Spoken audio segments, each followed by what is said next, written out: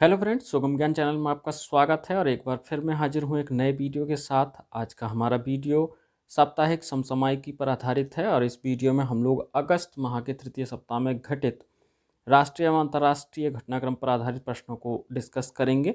और वीडियो को पूरा ध्यान से देखें, क्योंकि इस वीडियो के अंत में मैं आपसे एक प्रश्न पूछूंगा और वो प्रश्न इन्हीं सारे प्रश्नों में से कोई एक होगा। देखें तो आइए शुरू।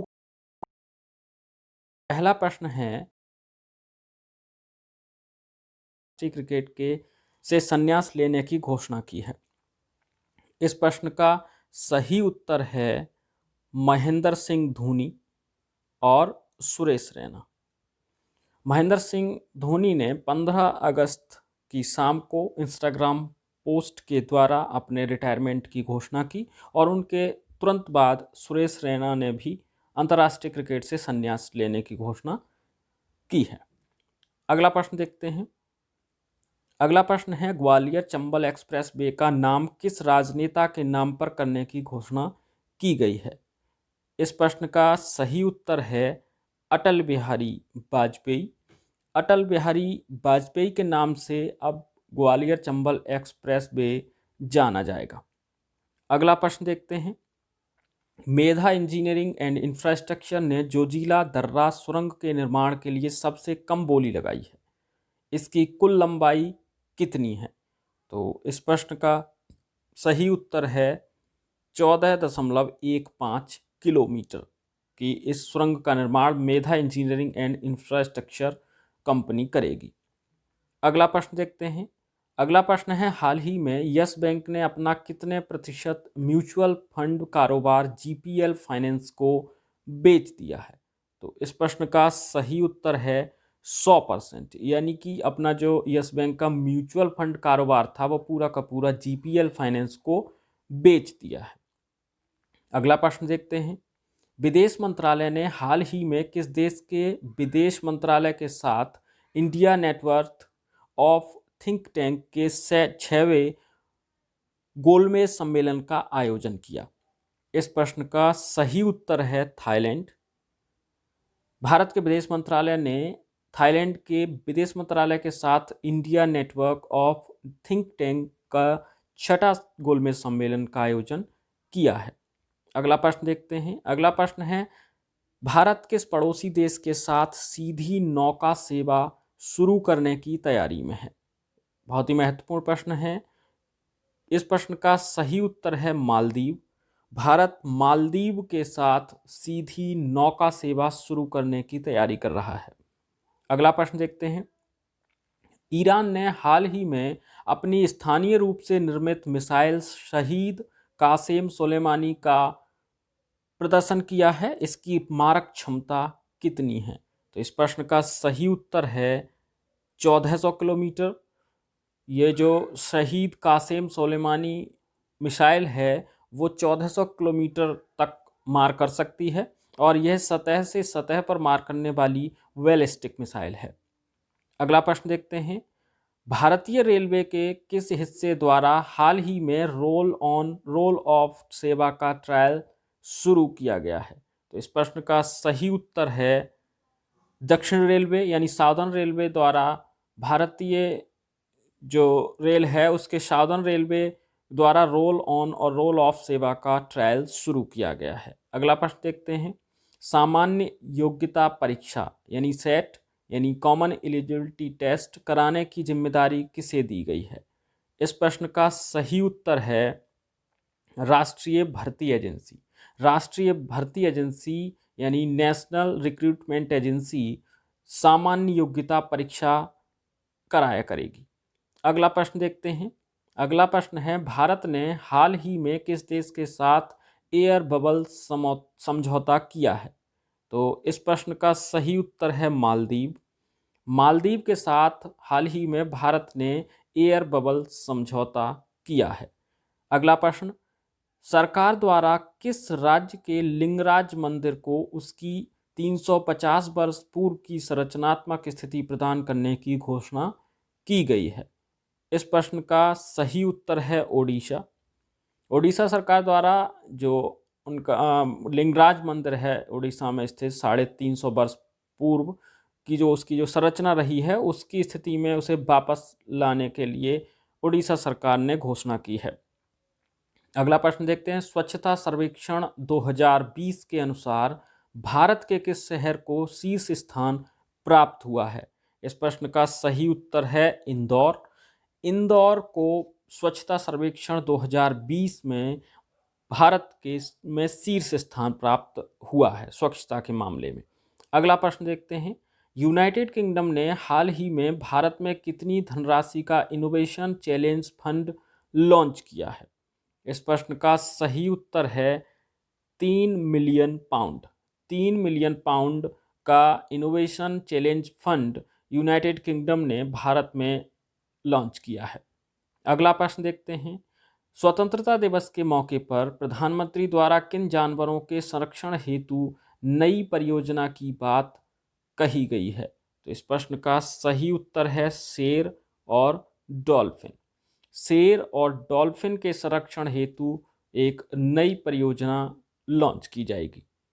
अगला प्रश्न देखते हैं, एशियाई विकास बैंक यानी एडीबी ने Delhi Meerut regional rapid transit system के निर्माण के लिए करीब कितनी धनराशि के कर्ज को मंजूरी प्रदान की है? तो इस प्रश्न का सही उत्तर है 750 करोड़ रुपए।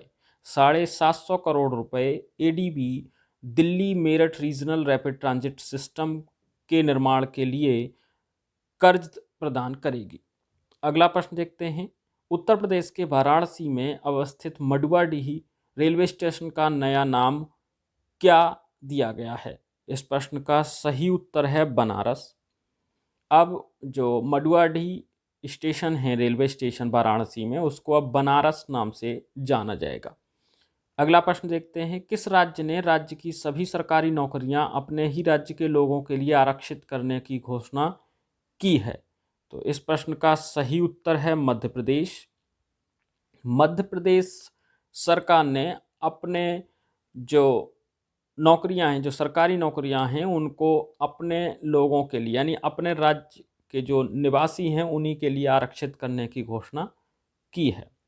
अगला प्रश्न देखते हैं, सीमा सुरक्षा बल का महानिदेशक किसे नियुक्त किया गया है?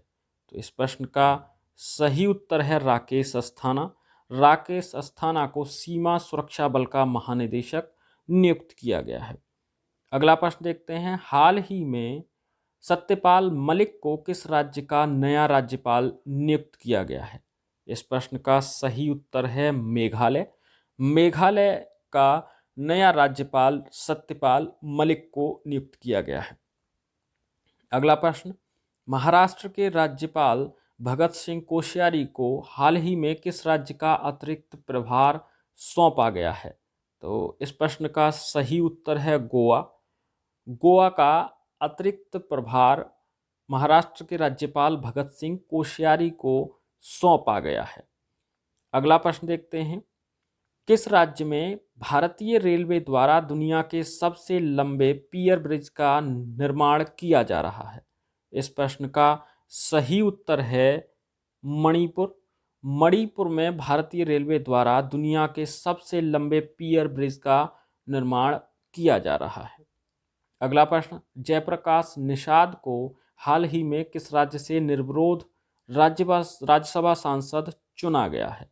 तो इस प्रश्न का सही उत्तर है उत्तर प्रदेश।